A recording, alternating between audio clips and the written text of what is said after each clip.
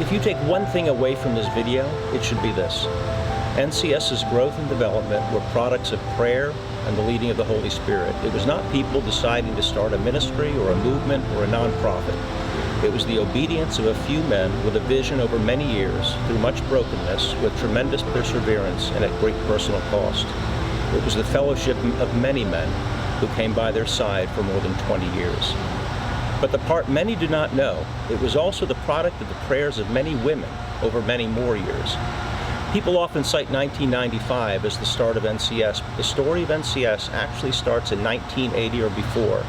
A group of women from St. Paul's Episcopal Church in Darien, including Jim Lane's mother-in-law, began praying that God would move among the men in New Canaan.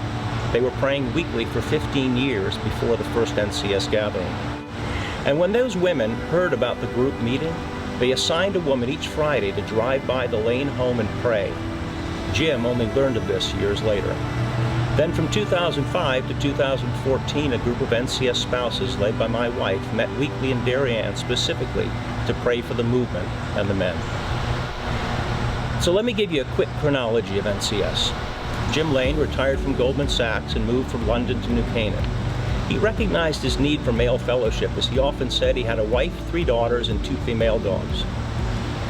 The idea for NCS was birthed during a conversation between Jim Lane and Eric Metaxas in Eric's car in January of 1995. Jim and Eric invited a pastor from St. Paul's Darien, Mark Brown, and the 3 began meeting Friday mornings at Jim's house just to share life.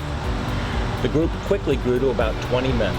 In May of 1995, a group of 8 of those men went to a Promise Keepers gathering in Washington, D.C. and committed to keeping the group going as a safe place for men to share life.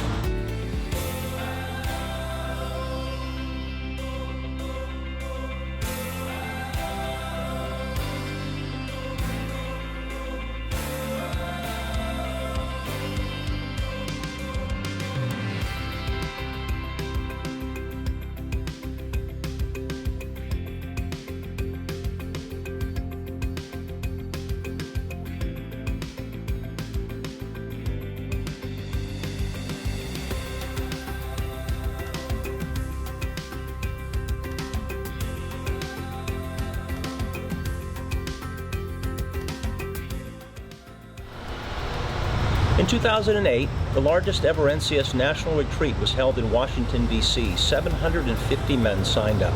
Tim Keller and Rick Warren were the speakers. That summer, chapter leaders met in Greenwich, Connecticut. The 2 takeaways: NCS was too big to rely on one man's generosity and checkbook, and NCS was too big for one man to do alone. NCS needed a larger board to help Jim, and that board should be made up of chapter leaders. That year, the first NCS playbook was created, and a new board and advisory board structures were formed.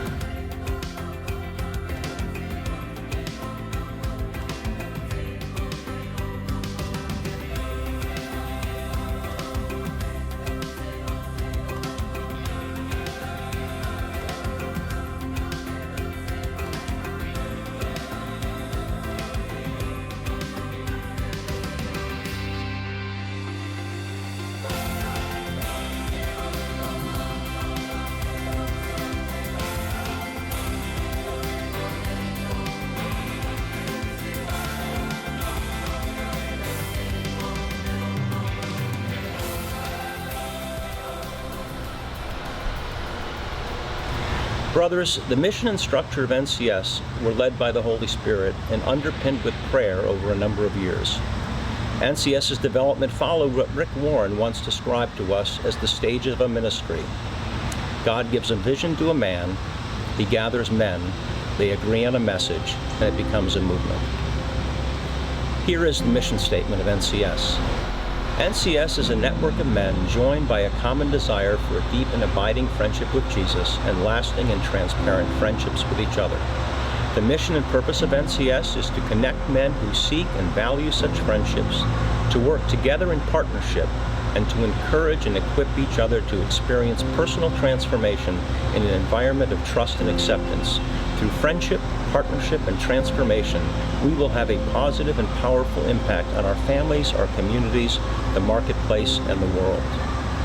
Here are what I consider the key points of the mission: friendship with Jesus, transparent friendships with other men, working together in partnership, encouraging each other toward personal transformation and having a positive impact on families, communities, marketplace, and the world.